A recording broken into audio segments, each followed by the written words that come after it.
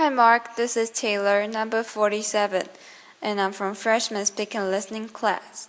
The speech title is My Green School Dream by John Hardy. I grew up in a very small village in Canada, and I'm an undiagnosed dyslexic. I had a really hard time in school. In fact, my mother told me eventually that I was a little kid in the village who cried all the way to school. I ran away. I left when I was 25 years old to go to Bali. And there I met my incredible wife, Cynthia. And together, over 20 years, we built an amazing jewelry business. It was a fairy tale. And then we retired. Then she took me to see a film that I really didn't want to see. It ruined my life. Laughter. The Inconvenient Truth, and Mr. Gore. I have 4 kids, and even if part of what he says is true, they're not going to have the life that I had. And I decided at the moment that I would spend the rest of my life doing whatever I could to improve their possibilities. So here's the world, and here we are in Bali. It's a tiny little island, 60 miles by 90 miles. It has an intact Hindu culture. Cynthia and I were there. We had a wonderful life there, and we decided to do something unusual. We decided to give back locally. And here it is. It's called Green School. I know it doesn't look like a school, but it is something we decided to do. And it is extremely green. The classrooms have no walls. The teacher is writing on a bamboo blackboard. The desks are not square. At Green School, the children are smiling, an unusual thing for school, especially for me. And we practice holism. And for me, it's just the idea that if this little girl graduates as a whole person, chances are she will demand a whole world to live on. Our children spend 181 days going to school in a box. The people that built my school also built the prison and the insane asylum out of the same materials. So if this gentleman had had a holistic education, would he be sitting here? Would he be sitting there? Would he have had more possibilities in his life?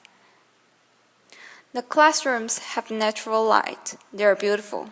There are bamboo. The breeze passes through them. And when the natural breeze isn't enough, the kids deploy bubbles. But not the kind of bubbles you know. These bubbles are made from natural cotton and rubber from the rubber tree. So we basically turned the box into a bubble. And these kids know that plainless climate control may not be part of their future. We pay the bill at the end of the month, but the people that are really going to pay the bill are our grandchildren. We have to teach the kids that the world is not indestructible. These kids did a little graffiti on their desks, and then they signed up for 2 extra courses. The first one was called sanding, and the second one was called revoxing. But since that happened, they own those desks. They know they can control their world. We're on the grid. We are not proud of it. But an amazing alternative energy company in Paris is taking us off the grid with solar.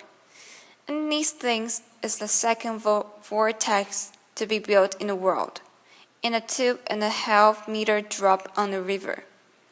When a turbine drops in, it will produce 8,000 watts of electricity, day and night. And you know what these are. There is nowhere to flush.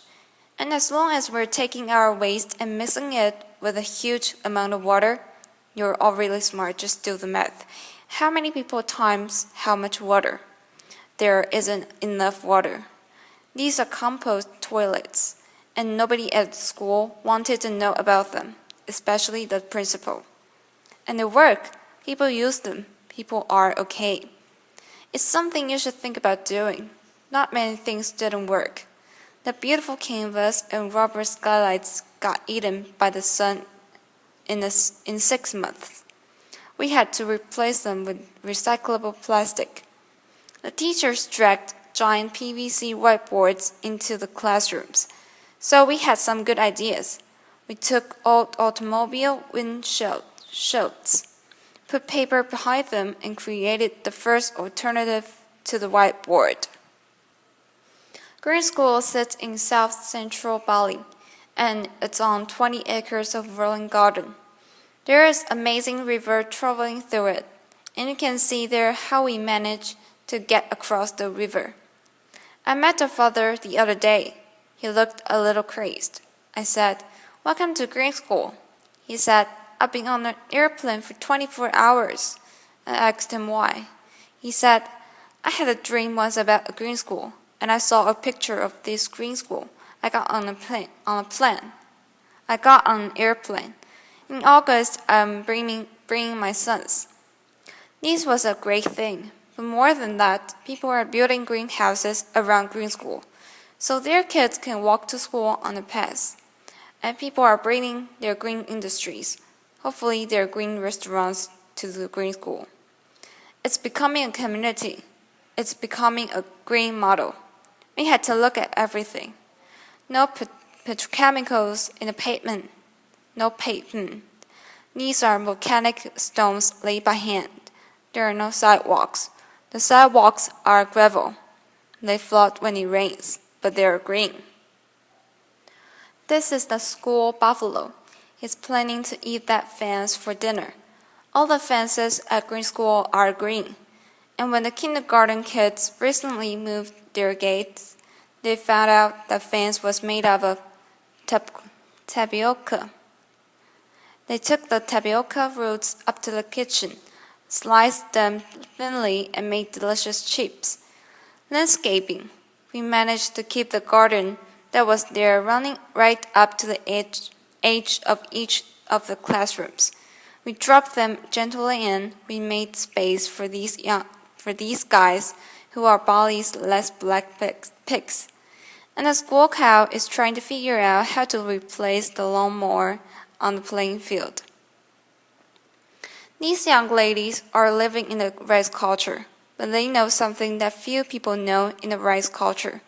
They know how to plant organic rice, they know how to look after it, they know how to harvest, and they know how to cook it. And they're part of the rice cycle, and these skills will be valuable for them in the future. This young man is picking organic vegetables. We feed 400 people lunch every day, and it's not a normal lunch. There is no gas. Local Balinese women cook the food on sawdust burners using secrets that only their grandmothers know. The food is incredible. Green School is a place of pioneers, local and global, and is a kind of microcosm of the globalized world. The kids are from 25 countries. When I see them together, I know that they're working out how to live in the future. Green School is going into its third year with 160 children. It's a school where you do learn reading, one of my favorites, writing, I was bad at it, arithmetic. But you also learn other things. You learn bamboo building. You practice ancient Balinese arts. This is called mud wrestling in the rice fields. The kids love it. The mothers aren't quite convinced. Laughter. We've done a lot of outrageous things in our lives. And we said, okay, local. What does local mean? Local means that 20% of the population of the school has to be Balinese. And this was a really big commitment. And we were right. And people are coming forward from all over the world to support the Balinese Scholarship Fund. Because these kids will be Bali's next green leaders. The teachers are as diverse as the student body. An amazing thing is that volunteers are popping up. A man came from Java with a new kind of organic agriculture. A woman came from Africa with music. And together, these volunteers and the teachers are deeply committed to creating a new generation of global green leaders. The Green School effect, we don't know what it is. We need someone to come and study it. But what's happening? Our learning different kids, dyslexic, we've renamed them prolexic, are doing well in these beautiful, beautiful classrooms, and all the kids are thriving. And how did we do all of this? On giant grass, it's bamboo. It comes out of the ground like a train. It grows as high as a coconut tree in 2 months, and 3 years later, it can be harvested to build buildings like this. It's as strong and dense as thick, and it will hold up any roof. When the architects come, they brought us these things, and you've probably seen things like this. The yellow box was called the administration complex. Laughter. We scratched it, we retaught it, but mainly we renamed it the heart of school. And that changed everything forever. It's a double helix. It has administrators in it and many, many other things. And the problem of building it, when the Balinese workers saw long reams of plans, I looked at them and said, "What's this?" So we built big models. We had them engineered by the engineers. And Balinese carpenters like this measured them with their bamboo rulers, selected the bamboo, and built the buildings using age-old techniques, mostly by hand. It's chaos. And the Balinese carpenters want to be as modern as we do. So they use metal scaffolding to build the bamboo building. And when the scaffolding came down, we realized that we had a cathedral to green, and a cathedral to green education. The heart of school had 7 kilometers of bamboo in it. From the time the foundations were finished, in 3 months it had roofs and floors. It may not be the biggest bamboo building in the world, but many people believe that it's the most beautiful. Is this doable in your community? We believe it is. Green School is a model we built for the world. It's a model we built for Bali. And you just have to follow these simple rules. Be local. Let the environment lead and think about how your grandchildren might build. So, Mr. Gore, thank you. You ruined my life, but you gave me an incredible future.